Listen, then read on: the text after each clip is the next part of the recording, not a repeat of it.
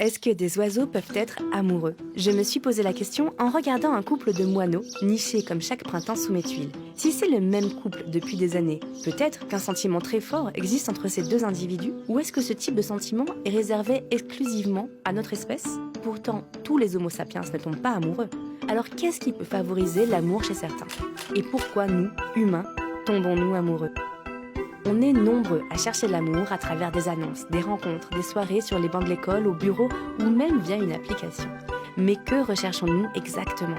Le père ou la mère de nos futurs enfants? Un partenaire avec qui partager nos soirées d'hiver? Un amant? Une amante? Pour combler notre libido? Aujourd'hui, on a l'impression que c'est une seule personne qui doit répondre à tout cela. L'homme, à certaines époques, pouvait avoir une femme légitime qui serait la mère de ses enfants, une maîtresse pour l'amour, pour le sentiment amoureux, des prostituées pour l'épanouissement sexuel, voire dans l'Athènes antique, une concubine pour la vie de tous les jours. Tout cela constituait l'amour. Je peux dire que j'ai eu beaucoup d'hommes dans ma vie, mais que ma recherche était toujours l'amour, le vrai. Durant le Moyen-Âge chrétien, on séparait l'amour et le mariage. La passion amoureuse était même mal vue, perçue comme un instinct bestial, mettant en péril l'institution du mariage. Entre le XIIe et la fin du XVIIIe siècle, la Révolution française, on distinguait bien l'amour né avant le mariage, qui était d'origine naturelle, mais la nature est déchue dans la conception chrétienne, soit carrément une action diabolique, et puis l'affection conjugale qui naît du mariage, qui est plus solide, qui est plus raisonnable. Le mariage entre deux personnes amoureuses était perçu si négativement qu'au XIIe siècle, l'Église s'est posé la question. Est-ce qu'un mariage d'amour est valide alors que les époux, aveuglés par l'amour, ne sont pas en mesure de donner un consentement éclaié? Paradoxalement, l'Église est pourtant le lieu de la rencontre amoureuse par excellence. Pourquoi? D'une part parce que c'est là que les deux sexes peuvent se rencontrer, et d'autre part parce que la solennité du lieu, Rétif et la Bretonne notamment, explique bien qu'au moment de Pâques, la solennité de la cérémonie a sans doute compté beaucoup dans le coup de cœur qu'il a eu dans une église. La grandiloquence, la gravité d'un cérémonial d'une église pousse au sentiment amoureux. Je ne suis pas sûre que ça marche pour tout le monde. En tout cas, peut-être plus à notre époque. Par contre, ça dit quelque chose sur les conditions qui favorisent le sentiment amoureux. Pour les croyants, être dans une église, c'est se retrouver dans un certain état émotionnel. Et justement, certaines émotions peuvent jouer un rôle essentiel dans le fait de tomber amoureux. Dans le panel des émotions, on classe des émotions en fonction de leur polarité, négative ou positive. La polarité négative, c'est l'agression, la violence, la colère, ou bien la peur, l'anxiété. Et puis les émotions de valence positive, c'est par exemple la joie. Dans cet horizon de coloration émotionnelle, je pense qu'il y a une catégorie d'émotions qui est assez favorable au développement d'une relation amoureuse, c'est celle de la passion anxieuse, de la peur, du stress. Elle crée une forme de détresse qui probablement favorise le sentiment amoureux parce qu'elle favorise aussi l'envie de se rassurer, l'envie d'être choyé, d'être chouchouté. Certes, le sentiment amoureux ne se réduit pas à ça, mais si vous êtes tombé amoureux pendant la pandémie de Covid-19, ce n'est pas anodin. On s'est rendu compte, et ça se vérifie à travers l'histoire, que les situations de stress sont très favorables au sentiment amoureux. Le fait que le guerrier revenant de la guerre a une séduction particulière et tombe plus facilement amoureux est connu depuis toujours. Le fait que le faux suicide puisse être une technique de drague, il y en a quelques cas célèbres, notamment Berlioz. Et effectivement, le stress de voir un homme à qui on se refuse, prêt à mourir devant soi, a peut-être, sans doute, joué dans la réponse d'Harriet Smithson. Ça ne veut pas dire qu'on tombe amoureux seulement quand on va mal, bien sûr, mais que cela favorise le sentiment amoureux. Et c'est assez logique. Quoi de mieux qu'un début de passion amoureuse pour se remonter le moral? Vous savez, ces premiers moments où le cœur palpite, où les mains sont moites, où le souffle est court et...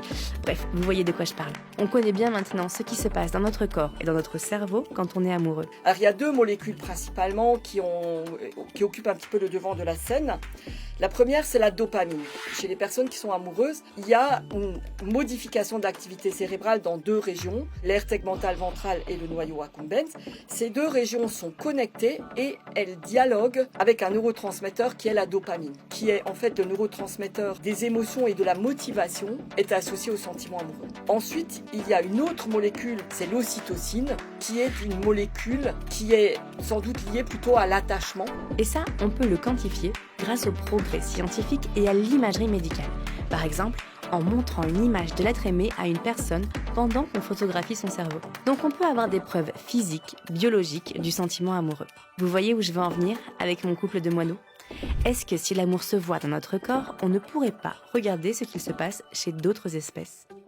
Depuis quelques années, des chercheurs s'intéressent à l'étude des émotions chez les animaux. Pour étudier le lien entre deux individus, on peut combiner plusieurs approches, dont l'analyse comportementale et l'analyse physiologique. Chez les oiseaux monogames, si vous séparez les deux membres de la paire, ils sont stressés à cette séparation et ça peut se mesurer en mesurant les hormones de stress, qu'on peut mesurer soit dans une prise de sang, mais qui peut se mesurer aussi dans les matières fécales. Le fait d'être stressé quand on est séparé, c'est très caractéristique des liens sociaux forts. L'amour est donc bien une histoire de chimie du cerveau, chez les animaux aussi. Et comme chez les humains, ce lien d'attachement existe même en dehors du cadre reproductif. Chez certaines espèces d'oiseaux, on n'est pas forcément capable de dire qui est le mâle et qui est la femelle juste à l'observation. Et donc pendant longtemps, quand on travaillait sur des colonies de mouettes ou colonies de goélands, on interprétait que deux individus qui étaient assis sur un même nid et qui s'occupaient d'un même nid, c'était forcément un mâle et une femelle. Et quand on a été en capacité de sexer, c'est-à-dire de connaître le sexe en faisant un prélèvement de plumes,